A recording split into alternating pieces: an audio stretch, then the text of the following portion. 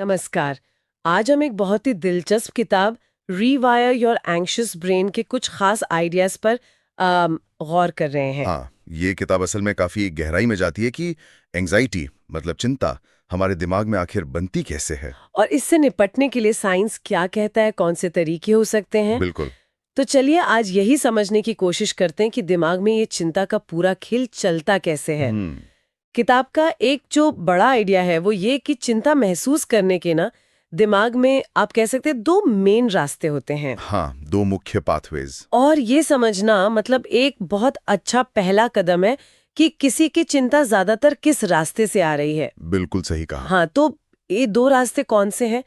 पहला रास्ता हमारे दिमाग के एक हिस्से एमिगडाला से जुड़ा है। अच्छा। इसे आप समझ सकती हैं जैसे दिमाग का अलार्म सिस्टम है। हम्म। एकदम फौरन तेज रिएक्शन। से एकदम तेज डर लगता है या कभी-कभी बिना किसी साफ वजह के पैनिक अटैक जैसा महसूस होता है। हाँ, बिल्कुल वही।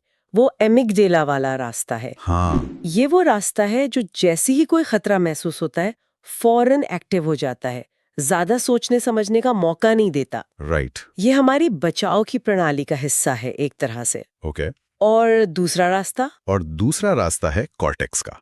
ये दिमाग का वो हिस्सा है जो सोचता है, समझता है, विश्लेषण करता है। अच्छा, सोचने वाला हिस्सा। हाँ, और ये रास्ता ज्यादातर जुड़ा है उस चिंता से जो लगातार चलती रहती है। वो अगर ऐसा हो गया तो वाली सोच। हाँ हाँ, वो कहीं कुछ गलत ना हो जाए, जो दिमाग में घूमती रहती है। बिल्कुल, वो वाली चिंता कॉर्टेक्स से जुड़ी है ज्यादातर। ये बात तो दिलचस्प है, पर इन दो रास्तों को अलग-अलग समझना इतना जरूरी क्यों है?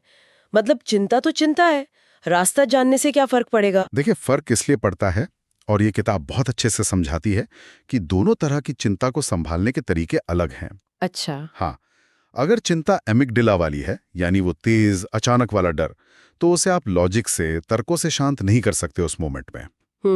सही बात है। वो डर इतना हावी होता है, उसके लिए अलग तकनीकें चाहिए। और अगर चिंता कॉर्टेक्स वाली है, मतलब सोच विचार वाली, तो फिर उसको हैंडल करने के लिए दिमागी लेवल पर काम करना होता है। ओके। इसीलिए रास्ता पहचानना पहला बहुत जरूरी कदम है, ताकि सही टूल इस्तेमाल किया जा सके। ओके, ये समझ आया। पर यहाँ एक बड़ा सवाल उठता है, शायद सबसे बड़ा। क्या हम वाकई अपने दिमाग के इन पैटर्न्स को बदल सकते हैं? क्या दिमाग को रीवायर करना, जैसा किताब कहती है, सच में मुमकिन है? हाँ, और मेरे ख्याल से यही इस किताब की सबसे उम्मीद जगाने वाली बात है। हाँ। विज्ञान यही कहता है कि हमारा दिमाग कोई पत्थर की लकीर नहीं है, उसमें एक कमाल का लचीलापन होता है, जिसे न्यूरोप्लास्टिसिटी कहते हैं। न्यूरोप्लास्टिसिटी। हाँ, सुना है इसके बारे में। हाँ, इसका मतलब यही है कि हम अपने अनुभवों से, अपनी कोशिशों से दिमाग के कनेक्शंस को, उसके काम करने के तरीके को बदल सकते हैं। तो हाँ, रिवायरिंग बिल्कुल संभव है, बस इसमें यह है कि थोड़ा वक्त और मेहनत लगती है। अच्छा, तो अगर ये संभव है, तो किताब क्या तरीके सुझाती है?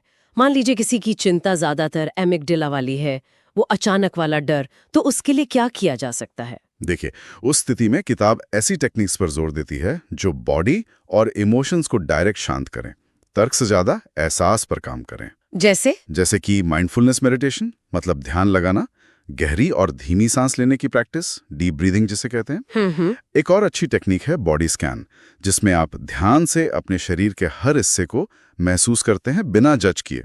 और एक्सपोजर थेरेपी का भी जिक्र है। एक्सपोजर थेरेपी वो क्या है? उसमें धीरे धीरे बहुत कंट्रोल्ड तरीके से सुरक्षित माहौल में उस चीज का सामना करते हैं जिससे डर लगता है, ताकि अमिगडाला की जो डर वाली प्रतिक्रिया है वो धीरे धीरे कम हो सके। ओके, ये तो हुई एमिगडाला वाली चिंता के लिए। और अगर चिंता कॉर्टेक्स वाली है, मतलब वो लगातार सोचने वाली, उसके लिए क्या अलग तरीके हैं? उसके लिए फिर दिमागी कसरत ज्यादा है, मेंटल टेक्निक्स। अच्छा। जैसे अपने विचारों को पकड़ना और फिर उनको चैलेंज करना, खुद से पूछना, ये जो मैं सोच रहा हूं क्या ये वाकई सच है, या ये सिर्फ मेरा डर है जो बोल रहा है। ये तो करना मुश्किल लगता है, पर शायद जरूरी है। हाँ, इसे थॉट चैलेंजिंग कहते हैं। एक और तरीका है पॉजिटिव रिफ्रेमिंग, मतलब अपनी नेगेटिव सोच को पहचान कर उसे एक नई, थोड़ी बेहतर या कम से कम यथार्थवादी, रियलिस्टिक दिशा देना। ओके, नजरिए को बदलना। बिल्कुल। और विचारों को लिखना, जर्नलिंग करना भी बहुत मददगार हो सकता है, क्योंकि जब आप लिखते हैं तो दिमाग में जो खिचड़ी पक रही होती है वो थोड़ी साफ होती है। हाँ, कागज पर उतारने से शायद क्लैरिटी मिलती है। एग्जैक्टली आप उसे बाहर से देख पाते हैं। तो इसका मतलब हर रास्ते के लिए अपना एक अलग टूल किट है। हाँ और किताब में शायद कुछ एक्सरसाइज भी दी होंगी। हाँ बिल्कुल। किताब सिर्फ थ्योरी नहीं बताती बल्कि बहुत प्रैक्टिकल अभ्यास भी देती है। अच्छा। कई ऐसी एक्सरसाइजें हैं जिन्हें लोग खुद से कर सकते हैं, अपनी रोज की जिंदगी में शामिल कर सकते हैं।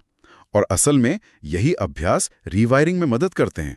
दिमागी बदलाव लगातार प्रैक्टिस से ही आते हैं। तो अगर हम पूरी बात का निचोड़ निकालें तो किताब का एसेंस ये है कि चिंता को दुश्मन मानकर उससे लड़ने के बजाय उसे समझना ज्यादा जरूरी है। बिल्कुल सही। ये जानना कि वो दिमाग में काम कैसे कर रही है और फिर उसके साथ डील करने के सही तरीके अपनाना। एकदम सही कहा आपने।